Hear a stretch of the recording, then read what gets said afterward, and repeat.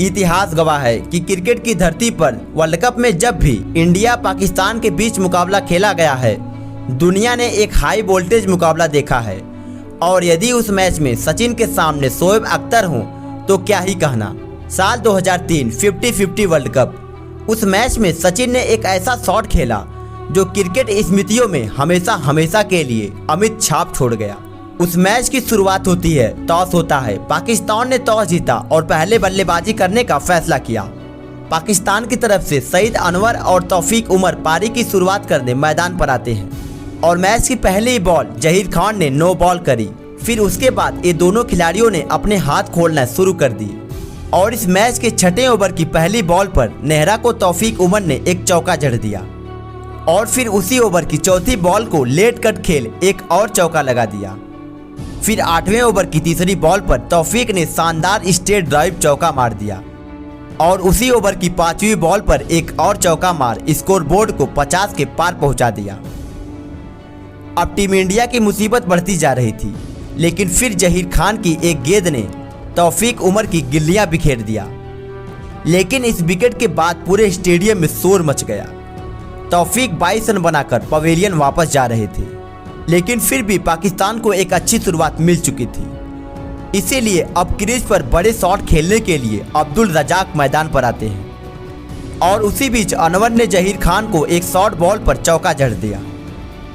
उसके बाद अनवर लगातार चौके पर चौके लगाए जा रहे थे और अब्दुल रजाक भी उनका खूब साथ निभा रहे थे। लेकिन आशीष नेहरा की एक शानदार गेंद अब्दुल के बल्ले को चूमते हुए राहुल द्रविड़ के दस्ताने में समा जाती है। अब्दुल रजाक के रूप में पाकिस्तान को दूसरा झटका लग चुका था। यह टीम इस झटके से उबर पाती कि इजमामुल हक रन आउट हो जाते हैं। पाकिस्तान का स्कोर 22 ओवरों में 98 रनों पर 3 विकेट था। इसी बीच सईद अनवर ने अपनी 50 पूरा कर लिया। अब इसके बाद दोनों ही बल्लेबाजों ने शानदार बल्लेबाजी करी। दोनों के बीच 50 रनों की पार्टनरशिप हो चुकी थी। यह जोड़ी और भी घातक साबित हो पाती कि जहीर की एक गेंद ने यूसुफ योहाना को पवेलियन का रास्ता दिखा दिया। अब यूनिस खान मैदान पर आते हैं, जहां एक तरफ लगातार पाकिस्तान के विकेट गिरे जा रहे थे तो वहीं दूसरी तरफ सईद अनवर अकेले ही लगातार अच्छी बल्लेबाजी करे जा रहे थे। और इसी शॉट के साथ सईद अनवर ने भारत के खिलाफ अपनी चौथी सेंचुरी पूरा कर लिया। अब 40 ओवर समाप्त हो चुका था। 193 रनों पर 4 विकेट था। यहाँ से पाकिस्तान की टीम 300 रनों के पार जाती दिखाई दे रही थी, लेकिन आशीष नेहरा की एक गेंद ने अनवर को बोल्ड कर दिया। लेकिन जब तक अनवर आउट हुए वो अपना काम कर चुके थे और 101 रन बनाकर पवेलियन चल दिए।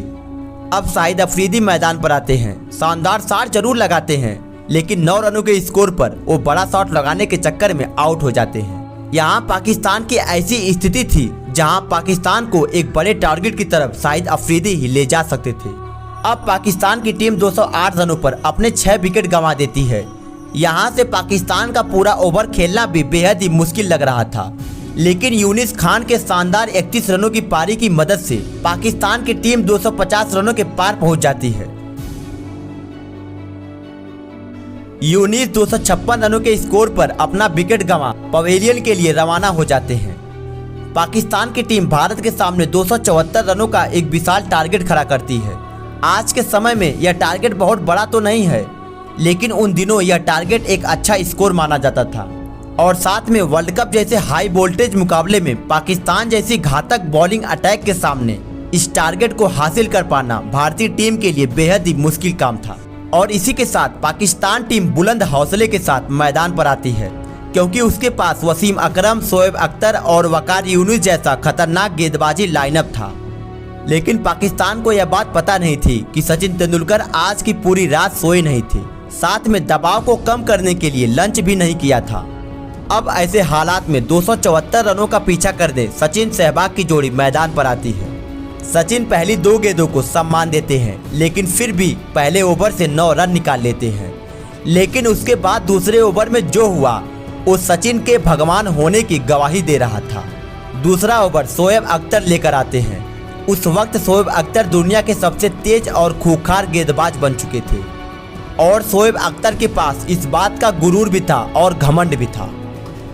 और इसी घमंड और गुरूर के साथ चौथी बॉल शोएब अख्तर एक तेज बाउंसर मारते हैं, जिस पर सचिन अपने पंजे पर खड़े होकर उस गेंद को छक्के के लिए भेज देते हैं। यह शॉट नहीं, एक जोरदार तमाचा था जिसे देख हर भारतीय फैंस खुशी से झूम उठा। पूरा स्टेडियम में शोर मच गया। करोड़ों लोगों के अंदर खुशियों की लहर जाग उठी। सचिन के साथ साथ सहवाग ने भी ऐसे चौके लगाए जिसे देख वसीम अकरम भी हैरान हो गए।